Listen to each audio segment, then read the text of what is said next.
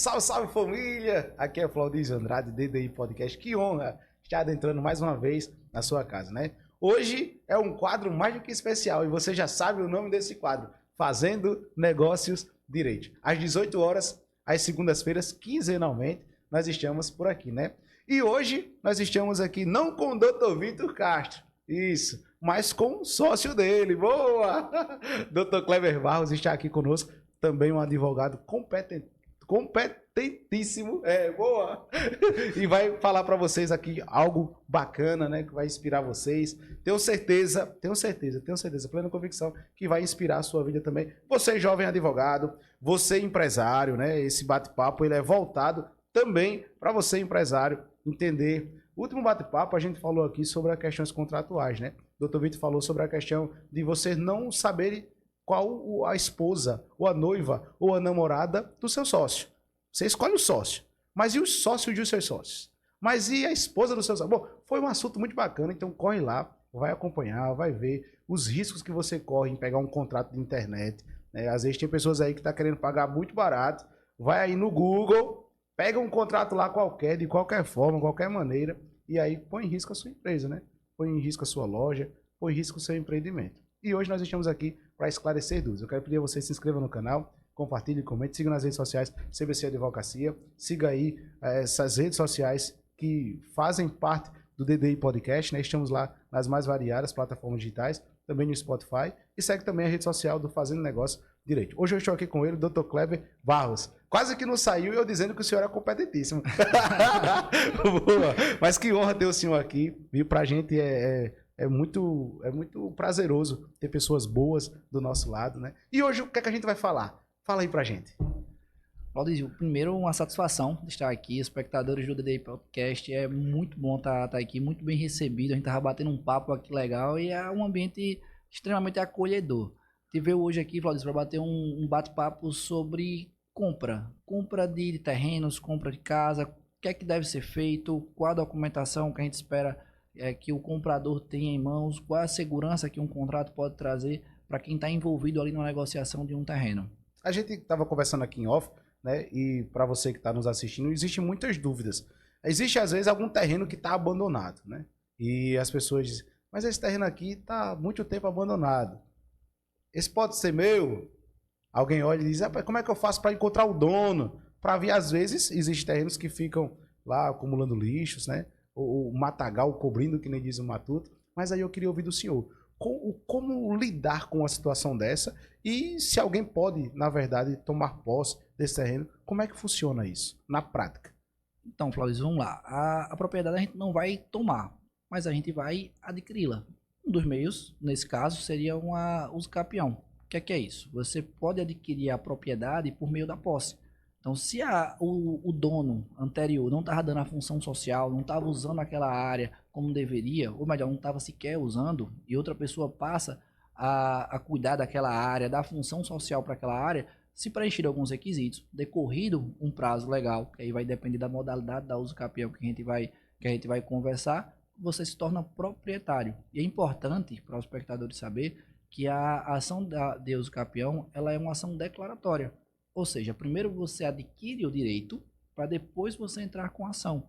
Então o direito já lhe pertence. Você vai basicamente buscar o judiciário para que ele declare para o resto da sociedade que você tem aquele direito. As pessoas falam aí uso campeão, né? É uso campeão, como é a forma correta de falar? É muito comum, Flávio. É o pessoal que não está envolto no mundo jurídico, às vezes acaba confundindo uma expressão que não é muito comum, mas a terminologia correta seria a uso capião. A uso capião. O senhor falou aí sobre a questão passar um período sem a utilização devida daquele bem, no caso o imóvel, o terreno. Quanto tempo esse imóvel pode estar abandonado para que alguém possa tomar posse dele? E como é que funcionam essas regras e quais são as modalidades do uso capião? O prazo mais curto que se tem seria um uso capião de 2 anos, certo?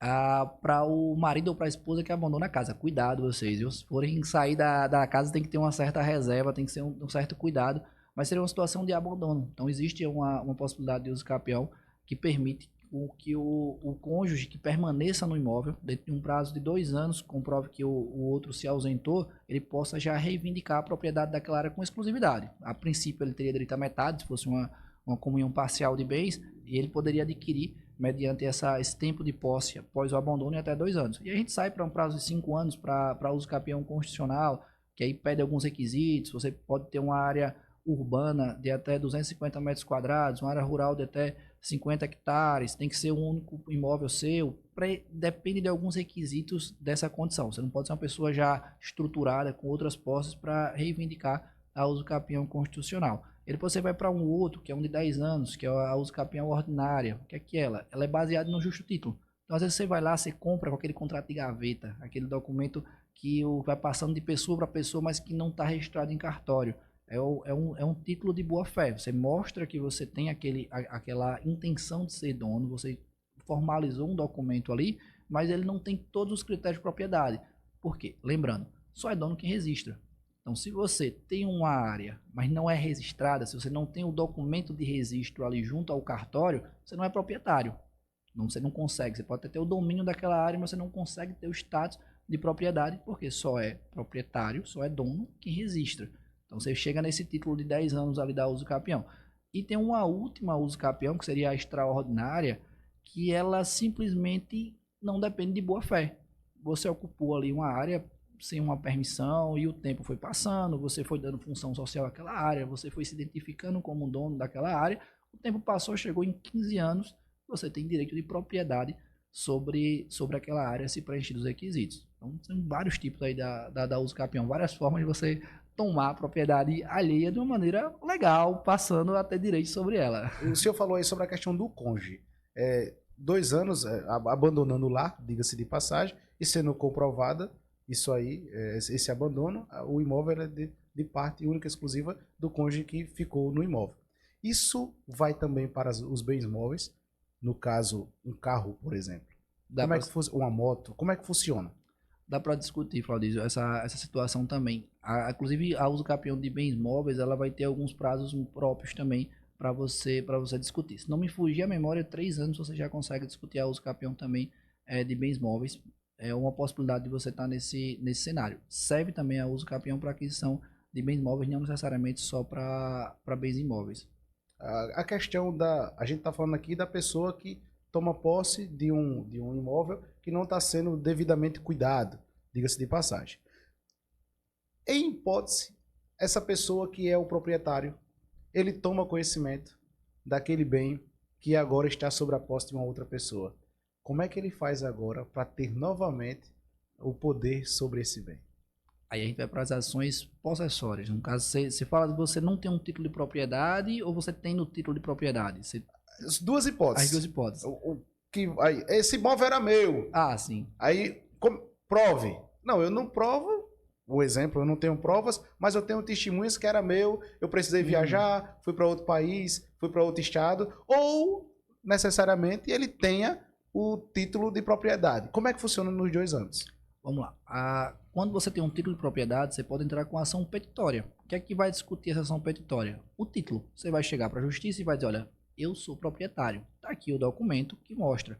E o judiciário naturalmente vai discutir essa condição. Se o seu título é bom, se tem alguma brecha ali para ser discutida, quanto tempo que aquela outra pessoa está na posse. Porque imagina que você é proprietário, mas você abandonou ali aquela área há mais de 15 anos. Então lembra que a gente conversou há pouco que mais do que 15 anos não precisa da boa-fé? Se aquela pessoa está ali já exercendo aquela posse há mais de 15 anos e você apresenta seu título de propriedade para a justiça, não vai ter a mesma força aquela pessoa demonstrando que já está ali há muito tempo.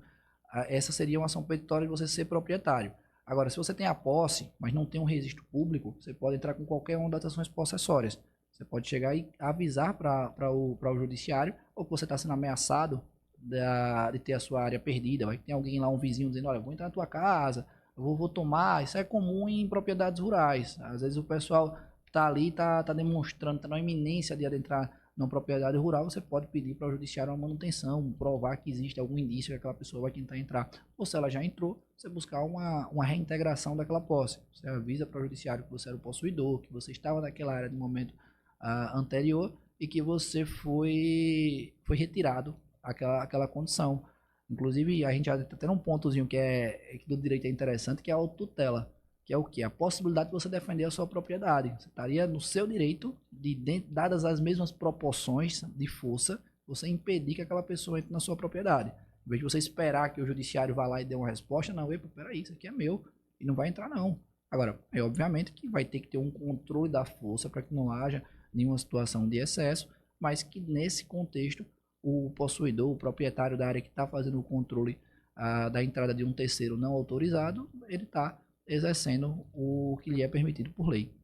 Eu conheço muita gente, né? E tem muita gente que está nos assistindo, e a gente fala aqui da cidade de Arapiraca, no estado de Alagoas, e muita gente, particularmente que eu conheço, tem imóveis, mas justamente com aquele recibo compra e venda. Qual é o recado que o senhor tem para essas pessoas e o que é que elas precisam fazer em relação a ter apenas esse título? Ó, Flávio, eu vou te falar uma coisa. Todo contrato é bom até um problema acontecer. Você tem um documento super simples, um contrato de compra e venda de gaveta. Se todo mundo que está envolvido naquela relação honrar com o seu compromisso, a coisa vai dar muito certo. Você pode passar uma vida e nunca ter problema nenhum. Agora, cada vez mais no dia a dia da gente, o fio do bigode, como os antigos gostam de dizer, aquela aperto de mão que vale mais que qualquer coisa, está ficando fragilizado. A gente está em tempos que a palavra vale muito pouco. A gente está precisando documentar muita coisa para aquela situação ter valor. Então, se você tem um documento frágil, se você tem um documento particular, um recibo de compra e venda, um contrato que não está trazendo a condição total, é interessante que você busque se resguardar. Como é que você se resguarda? Evoluindo esse documento para um título que lhe oferte a propriedade, ou seja, levando a registro. E aí, para que você consiga levantar esse registro do imóvel, para que você consiga alcançar, você vai ter que lidar caso a caso, vai ter que analisar como é que foi feita aquela aquisição, se você comprou já de uma pessoa que tinha um registro anterior, para você só fazer a transferência do registro. Se a área que você comprou nunca foi registrada, aí você vai ter que fazer uma aquisição de um modo diferente, possivelmente ou provavelmente através da uso capião. Então, são métodos diferentes, mas o que eu te passo é que todo o contrato ele vai servir até que o primeiro problema aconteça. E quando esse problema acontecer, vai valer muito a força do documento que você tem e as cláusulas que foram inseridas nele.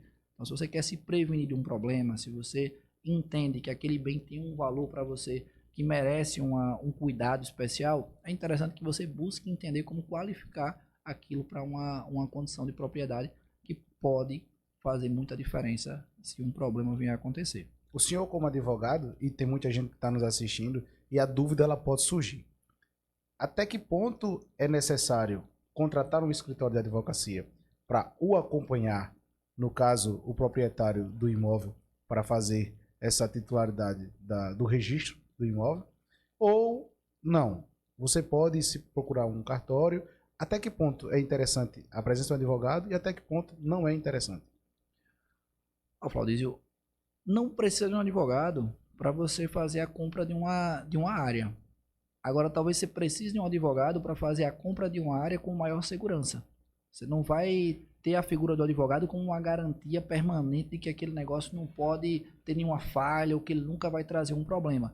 Mas, provavelmente, você buscando um bom profissional, uma pessoa da sua confiança, uma pessoa com uma especialidade nesse segmento, ele vai buscar fazer movimentos que vão aumentar o seu grau de segurança. Então, não tem nenhum impedimento de você buscar ali a uma compra tradicional. Quando eu falo compra tradicional de um imóvel que já tem um registro público, que você vai lá no cartório, lava uma escritura, e aí aquela escritura depois você leva a registro e você finaliza ali a compra. Não tem nenhum impedimento de você fazer isso sem o acompanhamento de um advogado.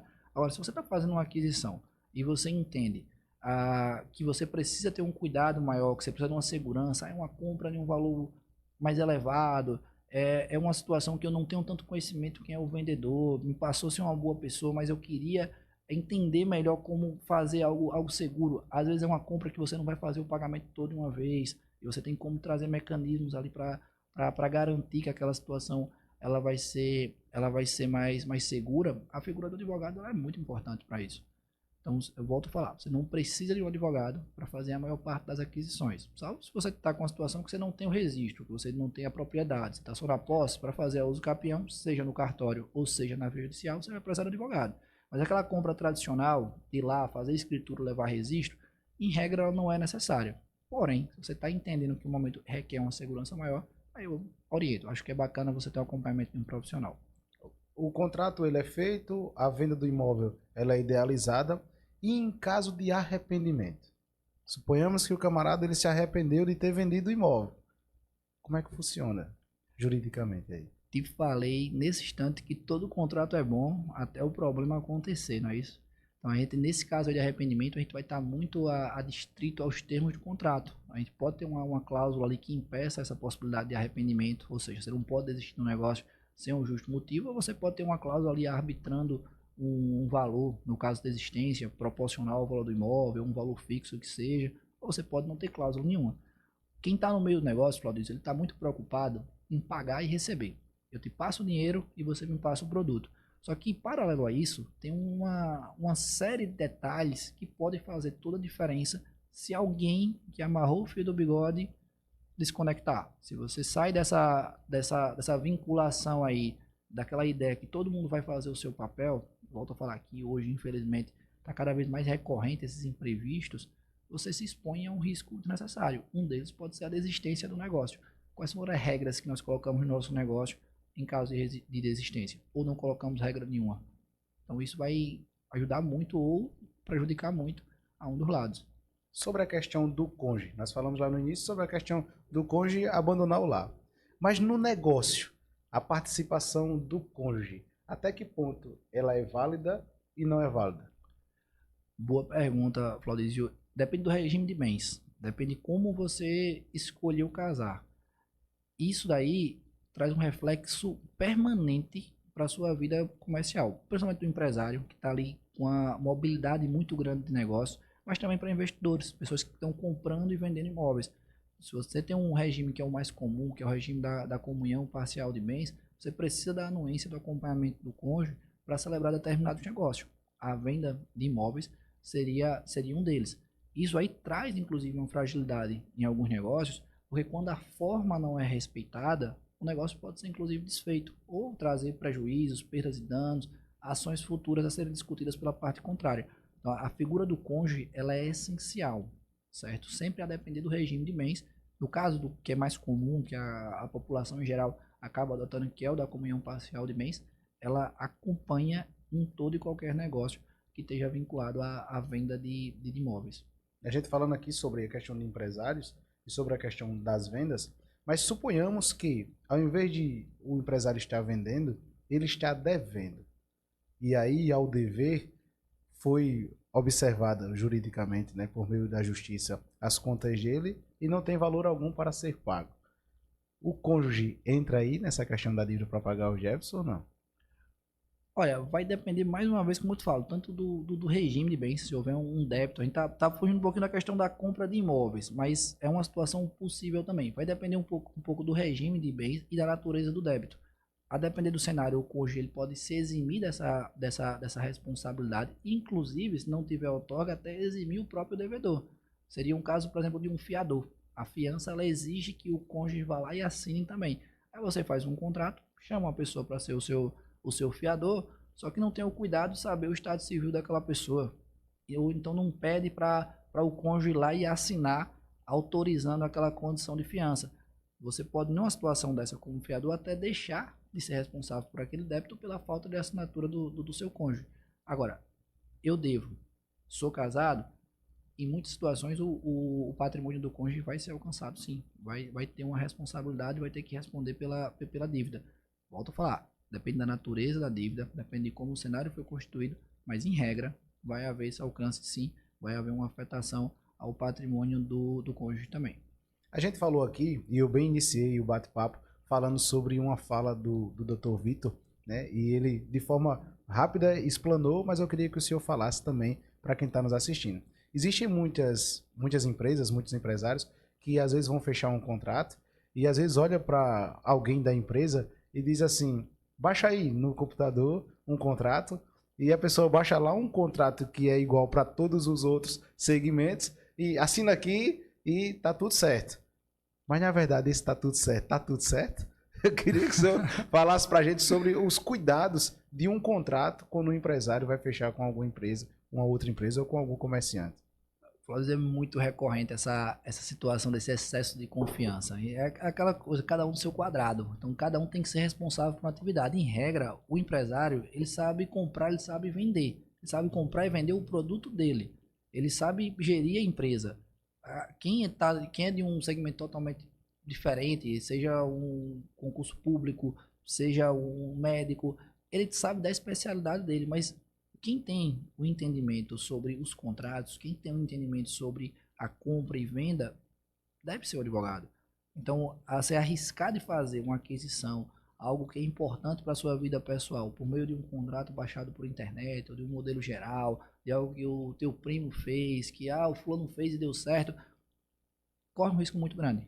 Pode ser que não o compromisso seja de responsabilidade de ambos, que você não tenha dificuldade, mas a sua exposição, o seu risco, ele é muito alto. Inclusive de como você faz aquele documento. Em qual sentido? A compra de um determinado imóvel acima de 30 salários, ele tem que ser por meio de escritura pública. Isso é o que a norma ela nos determina. As cláusulas que vão estar dentro da escritura podem ser idênticas às cláusulas que vão estar em um documento particular. Mas só o fato de você colocar o documento errado, às vezes você já compromete todo o negócio, você já fragiliza aquela base ali, você já impede de ter uma evolução para um momento futuro. Até porque eu falei aqui no início da nossa conversa que dono é quem registra. E o contrato particular, por não preencher esse requisito, ele não pode, se for superior a 30 salários, ele não pode ser levado a registro. Então você fica com um documento ali, aí você liga para o cara que te vendeu, eu terminei de pagar, transfira, mas o cara tá chateado contigo, ou então não tá naquela ideia de honrar com um compromisso, não vou transferir. Você foi direcionado para o judiciário, seja para você ver uma adjudicação compulsória, ou seja, obrigar a quem te prometeu vender a realmente efetivar a venda. Enfim, você vai estar ali envolvido em um problema que, se você tivesse respeitado um detalhe lá no começo, pega uma direção correta, tudo seria mais fácil. Então, a conjuntura do negócio, as cláusulas que podem ser postas, são várias. Até uma figura, o CNJ agora recentemente, trouxe uma regulação, porque isso aí já existia desde 2023, se não me engano, mas teve uma regulação agora recente, 2025, que é o quê? Que é dizendo como os cartórios podem receber o dinheiro das pessoas que estão no negócio ali, de uma compra e venda de uma área. Por quê? Porque é muito comum você chegar para uma pessoa e dizer o seguinte: eita, quem é que vai fazer primeiro? Primeiro você assina o documento ou primeiro eu lhe pago? Boa. Não já teve, não Boa, tem, não é uma coisa que É. acontece muito. É o que o pessoal buscou para solucionar isso. Pode ser criada uma conta do cartório específica só para aquele negócio. Então você vai fazer o pagamento, mas você não precisa fazer o pagamento para quem está te vendendo. Você faz o pagamento para o cartório. E aí o cartório vai segurar aquele dinheiro e vai dizer: agora vem aqui, assina a documentação, depois está tudo certinho, documento assinado, sem nenhuma pendência, eu vou lá e faço a transferência da conta do cartório, que foi aberta só com essa finalidade, para quem vendeu a área. Então, assim, solução tem para quase tudo. A gente só não tem solução para a morte. Agora, para meio aqui de negócios jurídicos, as pessoas que estão se relacionando, costuma ter solução para muita coisa. O fato de ter uma empresa sede construída em um terreno não registrado põe em risco a empresa ou não? Como é que funciona? Muito, Claudio. São exposições. Eu vou esticar até para a própria locação. Vou comentar aqui contigo de algum risco. Algum risco que a gente possa ter em relação a não ter esse terreno registrado. Vou dar um exemplo dos confrontantes. É um dos problemas. Vai que o teu vizinho, que tem o documento dele registrado ali, em determinado momento ele olha e diz: a tua empresa foi construída aqui entre os 5 metros no meu terreno. Então ele vai ter um registro, ele vai ter um documento que está mostrando que aquela área está 5 metros dentro da tua área e da tua empresa. E você não tem um documento para contestar aquilo. Você não tem como dizer: então, é um erro do cartório, porque a minha também está com essas dimensões. Porque você vai ter um documento muito mais frágil, ou talvez nem tenha esse documento. Então, as dificuldades que você pode ter por não ter o registro são diversas. Você expor a sua empresa, que é um bem jurídico ali que você tem, que te traz sustento, que te traz prosperidade, e você não cuidar da área que ela está instalada, é uma falha grave. A situação também que pode acontecer. Vai que aparece uma pessoa e indica que aquela tua empresa que está ali foi construída há 2, 3 anos, foi construída em uma área que era dela. Ah, eu não acompanhava, eu estava lá viajando, estou com uns anos fora, mas eu tenho toda a documentação aqui da área, essa área na verdade é minha. E você comprou de um terceiro que se identificou como um dono, lá no tempo só tinha mato, e aí você confiou nele, fez aquele contrato de gaveta, não procurou investigar o imóvel, não procurou as certidões que eram necessárias, só foi lá e confiou na palavra. Você vai ter um problema muito grande. Então é importante que você tenha essa condição. E o aluguel, nem se fala. Falo por quê? Porque aí o aluguel a gente já vai, apesar de estar entrando em outro assunto, mas também tem muito a ver com o direito imobiliário, é muito comum que as empresas, e até questões residenciais também, estejam vinculadas a contratos de aluguel. O contrato de aluguel ele tem muito poder sobre tudo que vai ser regido ali. Principalmente quando você vai fazer investimentos naquela área, quando você vai usar com a pretensão de ficar por muito tempo, e às vezes você é surpreendido por uma cláusula contratual que não tinha uma previsão adequada, às vezes uma diferença de prazo. Você imagina que você tem uma previsão de locações que para fins comerciais você pode entrar com ação renovatória, ou seja, você pode exigir que mesmo que o locador não queira, se determinados requisitos eles sejam cumpridos, você possa renovar aquele contrato por igual período se o seu contrato tiver um mínimo de 5 anos. Às vezes com uma informação dessa, você abre mão de fazer um contrato de 3 ou 4 anos e você vai querer exigir do seu locador um contrato de pelo menos 5 anos. Com a informação dessa, você vai estudar quais são os outros requisitos, porque você já sabe que se passou 5 anos ali, ou 10 anos, ou 8 anos, acima de 5, e o teu locador está colocando dificuldade, está vendo que o teu negócio está prosperando, está querendo um reajuste desproporcional, você vai ter uma ferramenta. Agora, se você não segue essas regras, vai lá naquele básico, e chega no prazo de validade, ou o locador traz uma notícia ali diferente, baseada no contrato que foi feito, você tem uma dor de cabeça desnecessária, que poderia ser evitada. A gente vê aí algumas situações, por exemplo, de muitos lotes, principalmente na cidade de Arapiraca. Suponhamos que alguém acredita que aquele lote é o dele, na mesma quadra, e aí ele constrói no lote errado. Como é que fica essa situação? É ruim, viu, Flávio? E aí a gente vai olhar a questão da boa-fé. Se aquela pessoa ela foi maldosa, se ela realmente sabia que não era dela, ou se ela foi ali levada por um ímpeto de boa fé, se ela realmente acreditou que aquela área era dela. Se for ver a boa fé, vai ter uma indenização pela construção que foi feita. Se for de má fé, ela não vai ter direito a essa indenização pela construção que foi ali realizada. O que eu te passo é assim, o bom senso ele tem que imperar sobre qualquer situação. A justiça ela existe, a lei ela existe para que haja uma paz social, para que todo mundo consiga se relacionar bem. Então, a depender do cenário, não vai ser o advogado, não vai ser a justiça, não vai ser o juiz quem vai dar a melhor decisão. Às vezes você sentar, conversar, entender aquele caso ali com a pessoa que está envolvida e buscar um bom senso é o melhor caminho. Em outros cenários, quando existe uma resistência por um dos lados ou quando realmente não dá para resolver, aí a justiça vai ter que ir lá e impor a indenização para quem construiu de boa fé, tirar ou mandar demolir para quem construiu errado. Vai ter uma mão mais pesada sobre o que poderia às vezes ser resolvido numa conversa. O lote está parecido, mas pô, tu já construiu, já está nessa fase da construção, o teu lote era aqui do lado, para mim não vai fazer diferença se eu ficar com um e com o outro, me ajuda nos custos de transferência, dá para resolver de boa. Mas às vezes as pessoas têm uma certa resistência e vão ter que buscar o judiciário para dar uma posição. Suponhamos que quem está nos assistindo vai adquirir um imóvel e a pessoa chega ali com a escritura. Como é que eu verifico a autenticidade desse registro? Só pedir uma segunda via, uma certidão no cartório de registro de imóveis. Inclusive, a certidão de registro ela é um documento público. Então, eu não preciso me justificar, eu não preciso dizer porque é que eu quero aquele documento para o cartório. Se eu chegar hoje no cartório, entregar o CPF do Flaudísio, naquela circunscrição aqui de Arapiraca, se for o cartório aqui de Arapiraca, ele vai fazer uma busca para saber qualquer imóvel que esteja vinculado ao seu nome. E eu não preciso comprovar que tem algum parentesco contigo ou que estou fazendo algum negócio com você. É uma consulta pública. O cartório vai lá, vai cobrar um valor por essa consulta e vai me entregar um resultado. Ali encontrei tantos imóveis. Eu digo, eu quero saber que imóveis são esses. Ele vai fazer uma outra emissão do documento e vai me entregar isso aqui. Já é um primeiro passo para a gente entender como é que está a situação registral daquele imóvel de forma atualizada. Porque essas certidões ela tem prazo de validade de 30 dias. Então você tem que estar com elas atualizadas. Às vezes é comum o pessoal, principalmente antigamente, né? Porque hoje está tudo muito digitalizado, está tudo muito virtual. Mas é comum o pessoal compra o imóvel, pega a escritura, pega aquele documento e coloca numa pasta. Aí passa 30 anos, aí diz, ó, tem o documento registrado, ó, tá aqui, ó.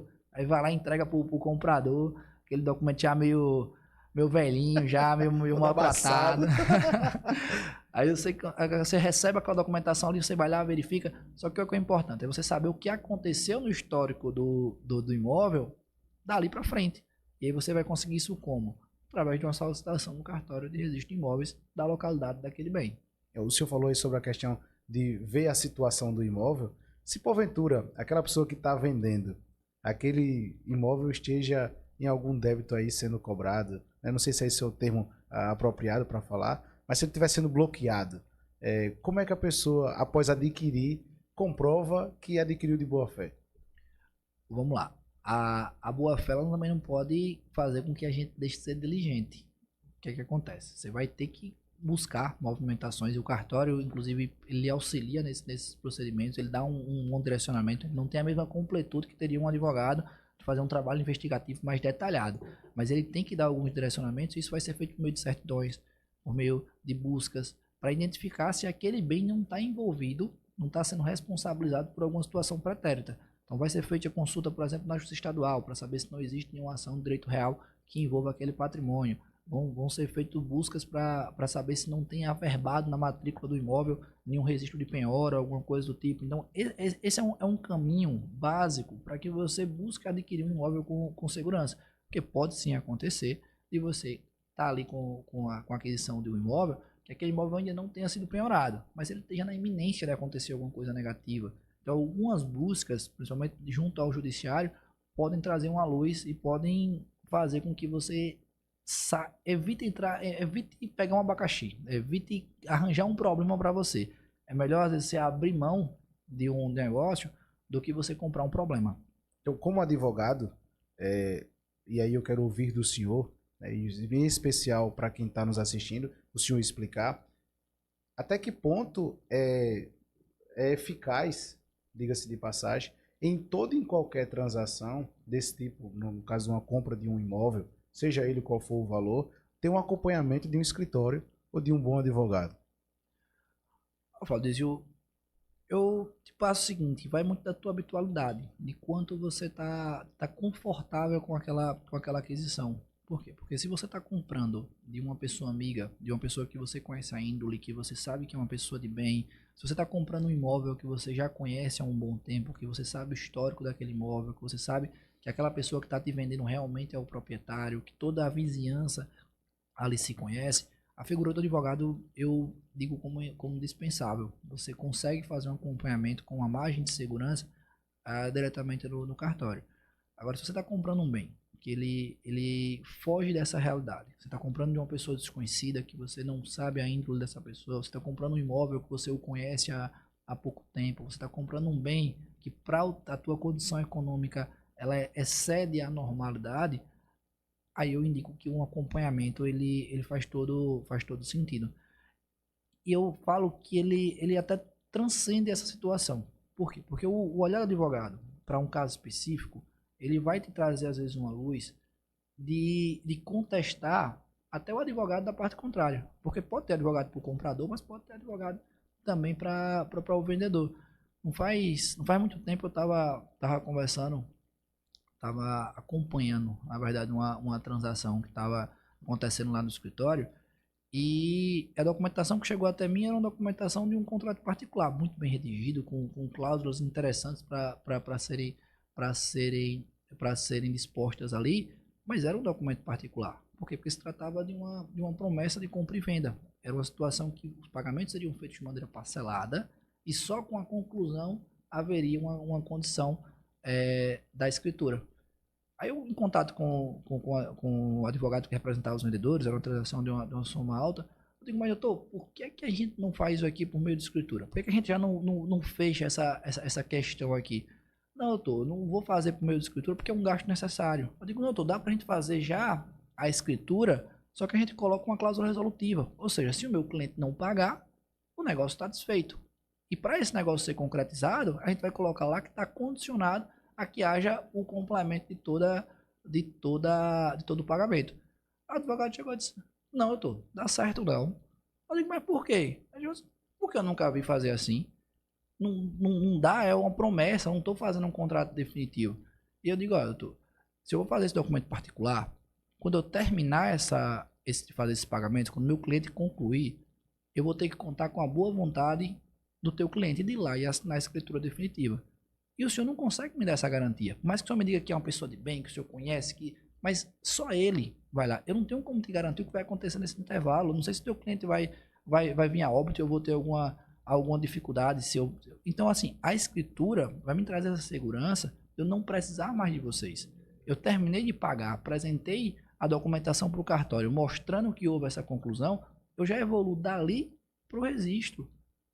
E aí, por que eu falo isso? Porque nesse caso específico havia uma representação, só que havia uma resistência. E nesse caso eu tive a oportunidade de trazer uma ideia que ela foi benéfica para todos os lados. Houve um convencimento quando foi conversado com esse advogado. E às vezes acontece no sentido inverso, ou seja, de eu aprender, de eu evoluir, de eu abrir mão de algo que eu estou crendo porque um outro profissional foi lá e me trouxe uma ideia melhor. Então, o objetivo não é fazer um jogo de ego de quem sabe melhor, de quem sabe mais, de quem resolve. O objetivo é você somar forças para fazer o melhor negócio jurídico. Fazer de uma forma que as partes, quem estão ali envolvidas, saiam beneficiadas, não tenham que dispor sua energia, sua força para resolver um problema futuro ou gerar uma preocupação se vai dar certo, se não vai. Então, a função do advogado é trazer esse equilíbrio. E na grande maioria dos negócios, principalmente quando envolve valores significativos, e quando eu falo de valores significativos, eu falo de maneira individual para cada um. Porque às vezes para um determinado grupo de pessoas, uma aquisição de um valor de 500 mil é algo distante, é algo que não é palpável para aquelas pessoas. Para outros, é uma compra tanto quanto recorrente, comum, a pessoa já tem aquela noção que dá para fazer. Então você tem que identificar o que é relevante para você. Você está saindo da sua zona de conforto, está saindo da margem das pessoas que você está negociando, teve algum motivo para entender que o outro lado não é tão confiável, procura se resguardar, que isso é fundamental. Coisa boa. Se você é novo no canal, eu quero pedir a você se inscreva, compartilhe e comente. Estamos se aproximando para o final do nosso episódio, né? Nosso quadro aqui. Eu tenho certeza que está sendo muito produtivo para você. Está elevando em muito o nível do DDI Podcast. E eu tenho certeza que o seu nível de conhecimento também. Doutor Kleber, a gente falou sobre a questão do cônjuge e estamos falando sobre a questão de venda, sobre a questão de contratos. Como é que funciona, por exemplo, na questão de uma separação do cônjuge? E aí tem que vender os bens para dividir as partes. Suponhamos que uma das partes queira vender, como diz no ditado popular, de graça, né? A custo de banana. E a outra parte diz, não, mas está vendendo de graça. O valor é muito mais elevado. Mas a outra pessoa, o outro cônjuge, só para se vingar, diga-se de passagem, está dando ali por qualquer preço. Como é que funciona aí essa questão de venda, essa questão contratual? Se tá barato, Claudísio, eu oriento ao outro cônjuge comprar a parte. Quando dá pra, dá pra fazer esse movimento, Claudísio. A questão de partilha sempre é complicado. E aí a gente não vou fugir muito aqui do tema que a gente tá tratando, mas falando de relacionamento, de divórcio, como a gente pontuou aqui agora, o melhor momento de você resolver qualquer situação é quando a paz está imperando. Quando existe um bom relacionamento, quando existe um bom entendimento ali. Por quê? Porque quando chega no momento de divórcio, os ânimos estão aflorados. A ideia, às vezes, não é nem a vantagem econômica em si, mas a ideia é mostrar que o outro lado não vai fazer do jeito que ele quer. Então, há uma dificuldade do consenso, há uma dificuldade de você alcançar o objetivo da solução daquele problema. Então, se alguém está jogando de maneira esperta, querendo apontar um valor indevido para o bem, existe uma primeira forma de se posicionar, que talvez seja se disponibilizar para fazer a aquisição daquele bem à totalidade pelo preço que está sendo ofertado. E se isso não for uma possibilidade, se buscar uma avaliação judicial, se buscar aqui um terceiro, um especialista nessa área, alguém que tenha condição, então eu quero comprar, tá barato, mas eu não tenho uma condição, não estou conseguindo usufruir daquele momento, daquela vantagem que está sendo ali disposta na mesa. Então, seu juiz, pede avaliação aí, vamos jogar profissionais, se for o caso, uma perícia no imóvel para avaliação, contrata um assistente de perícia para fazer o acompanhamento e chega ao valor real. Porque a ideia da relação contratual ou de um processo é entregar a cada um que lhe pertence. Então, se você está discutindo um imóvel que vale 100 mil reais, o ideal é que aquele imóvel ele seja transmitido, dividido, fracionado entre os envolvidos no valor de 100 mil. E não que uma parte, por motivos pessoais que seja, ou por um ânimo de satisfação, ele busque se enriquecer ou prejudicar o outro lado por algum motivo que seja. Então, tem solução para isso também. A gente externou aqui várias perguntas, né? E eu tenho certeza que quem está nos assistindo está sendo agraciado, né? Hoje com esse tema, falando sobre imóveis, né? Relação contratual. Qual a pergunta ou a indagação que a gente não externou aqui que o senhor gostaria de trazer em pauta? Se eu for pontuar aqui perguntas, eu acredito que a gente vai deixar de ser um podcast, a gente vai fazer aqui uma semana toda só de entrevista aqui. Tem muita coisa para ser pontuada. É interessante, Paulo, entender um caso em concreto, para que a gente pudesse saber o que é que os espectadores estão passando naquele momento. Mas como a gente não tem essa possibilidade, eu diria para você que talvez um ponto que pudesse ser comentado, e a gente acabou não trazendo aqui, era justamente uma situação de quando você vai comprar um imóvel fracionado. O que fazer quando o pagamento ele é futuro, quando a gente não tem aquela ideia do comprar e levar. Seria uma situação muito recorrente, talvez agregue aí com alguém que esteja passando por esse momento.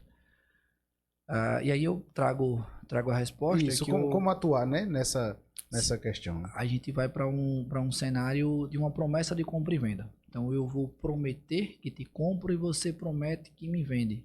Isso aí também é um instrumento que pode ser feito de maneira pública e que ele chama uma responsabilidade muito maior para as cláusulas contratuais que vão reger esse negócio. Por quê? Porque ele é um negócio a longo prazo. Ele é um negócio que ele pode ser diluído ali em meses, mas talvez em anos. E esse intervalo de tempo, ele torna para ambos os lados o negócio mais arriscado. Você não sabe, você não pode garantir como é que vai estar a tua condição daqui a 6 meses, daqui a 1 ano, daqui a 2. Então ele traz uma necessidade da gente ter um cuidado maior. E aí, como no direito imobiliário tudo é gancho, uma coisa tá ligada à outra, uma situação que também deve ser extremamente priorizada pelos espectadores aqui do DDI Podcast, quando você vai comprar um bem de herdeiro, um bem de herança. É um outro problema que está ali gritando para fazer você ter uma dificuldade se você não seguir um procedimento certo, se você não tiver os cuidados, se você não prevenir a parte dos riscos e dos gastos que ela corre, que aí até um adendo aí para os colegas também da gente, os profissionais da área da advocacia, que vão trazer essa expertise para o cliente dos custos que ele pode ter com a aquisição de um bem de herança, porque a gente vai estar trabalhando com questões de imposto que vão incidir muitas vezes numa seção de direitos hereditários e também vão incidir no momento da transmissão do patrimônio para os herdeiros. Então o custo ele tem que ser muito previsível para que o negócio ele seja rentabilizado. Quem está comprando às vezes só olha o valor do imóvel. É tanto, dá para mim, não dá. E quando você tem mais informação, quando você consegue destacar aquele caso e se aprofundar, você consegue fazer uma escolha mais racional. Você consegue não gerar um arrependimento durante aquela relação contratual. Então, são 2 temas aí que a gente não adentrou tanto, até pelo tempo que a gente tem disponível, mas tanto a promessa de compra e venda quanto a aquisição de bem de herdeiro são temas também polêmicos que chamam a atenção nessa aquisição de imóveis. Sobre a questão dos herdeiros, suponhamos que existem 10 herdeiros e alguém se interessa no imóvel e quer adquirir. Há a possibilidade de 9 querendo vender, ele comprar a parte dos 9 e esse 10º ele não comprar? Como é que funciona essa questão? Flávio, essa possibilidade. Existem princípios na questão sucessória que diz que o patrimônio ele é indivisível até que o processo de inventário ele seja concluído. Então existe uma unicidade ali daquele patrimônio, e o que vai fazer com que esse patrimônio ele seja fracionado é o processo de inventário. Só que existe uma figura de uma cessão de direitos hereditários. O que é a cessão? Você vende os seus direitos e os seus deveres sobre o espólio. Por que eu frisei essa parte dos deveres? Porque quem está comprando, e aí é importante que tenha essa consciência, não está comprando um bem certo. Ele está comprando os deveres, mas também está comprando as responsabilidades. Imagina que a pessoa que faleceu deixou um patrimônio de R$1 milhão, mas ele deixou débitos de 500 mil. O que vai sobrar para os herdeiros é a diferença entre os créditos e os débitos. Então, quando você se dispõe a comprar, você tem que ter um cuidado, um estudo para entender se o passivo daquela pessoa que faleceu não compromete o ativo. Mas voltando para a tua pergunta, dá para você comprar por meio dos direitos que aqueles 9 herdeiros que querem estão se dispondo a vender. Agora, você tem que ter uma atenção, tem que ter um estudo para você saber qual é a condição daquela sucessão. Se o que você está comprando de fato é um bem, é aquele bem, e que se você vai conseguir com aquela aquisição, com aquela cessão, realmente tomar posse, virar dono daquela área, ou se não existe nenhum empecilho ali no andamento, porque na maioria das vezes esse 10º herdeiro é quem vai arranjar esse problema. Esse 10º herdeiro é quem vai levantar a mão e vai dizer, pô, eu não quis vender a minha parte, mas é porque eu sei disso, eu sei disso, eu sei disso, papai, mamãe deixou essa responsabilidade aqui pra gente também. Então é importante que tenha esse cuidado quando se trata de um bem de herança. O senhor falou aí sobre a questão da compra de um bem e a médio e longo prazo. Suponhamos que aquele que é o devedor, ele falece. A obrigação de pagar é transferida para quem? Não, a de quem, no caso, quem faleceu... O que estava pagando. Sim, veio a falecer a pessoa que Isso. estava pagando, vai para os herdeiros. Você pode colocar uma cláusula resolutiva numa situação de óbito, que, por exemplo, você leve essa responsabilidade do vendedor de devolver os valores no caso de óbito. Ou você pode colocar uma cláusula, por isso que eu te falo que o contrato ele é importante, ele vai regir ali aquele negócio, de que os sucessores se responsabilizam pela quitação, pela continuidade daquele negócio. Então vai muito do que é acordado. Você pode estender aquela negociação para os herdeiros, no caso com o patrimônio que vai ser recebido, haver uma responsabilidade daquela situação, ou você criar uma cláusula resolutiva ali, dizendo que não, que aquele negócio se desfaz se houver uma situação de óbito. São possibilidades que podem ser trabalhadas. Coisa boa. Que honra, Dr. Clever, ter o senhor aqui. A gente passaria aqui o dia todo, a noite toda, só falando sobre esse assunto. Que assunto bom, que assunto bacana, né? Eu quero que o senhor externe aí as considerações finais. Fique à vontade, fala as redes sociais, né? Hoje não está aqui o Dr. Vitor, vai estar o Dr. Clever. Fala aí com a gente, né? Encerra aí, por favor. Fique à vontade. Pode agradecer a recepção, agradecer esse sorriso aí, porque realmente traz uma leveza para quem está nesse ambiente. Agradecer aos telespectadores que estão acompanhando o DD Podcast, estão fazendo com que esse projeto tão bacana engrandeça, enriqueça a nossa cidade. A gente precisa muito de pessoas empreendedoras, a gente precisa muito de pessoas que acreditem na nossa cidade. E a nossa parte de contribuição é com o direito, é trazendo informação para você, trazendo informação para os seus espectadores. Conte conosco. O que precisar, o que tiver ao nosso alcance, pode ter certeza que a gente está aqui para servir. Até porque a função de cada um aqui nessa passagem que nós temos é de fato de servir. Então estamos aqui para isso. Coisa boa. Se você é novo no canal, se inscreve, compartilha, comenta. Segue aí as redes sociais, Fazendo Negócio Direito, DDI Podcast, CVC Advocacia. Muita dúvida aí que você tinha, que eu tinha também, né? Foram esclarecidas. E agora você sabe, né? Quando for comprar qualquer bem, qualquer imóvel, né? Tenha certeza de estar sendo bem acompanhado. Em especial por um bom advogado, né? Por uma boa assessoria jurídica. Ou vai lá no cartório, procura ter ciência aí do que de fato está acontecendo. Para você depois não ser pego aí de surpresa e perder possíveis valores investidos. Meu muito obrigado. Papai do Céu continue te abençoando. Todas as segundas-feiras, às 18 horas, quinzenalmente, nós estamos por aqui com o quadro Fazendo Negócios Direito. Meu muito obrigado e é isso. Valeu!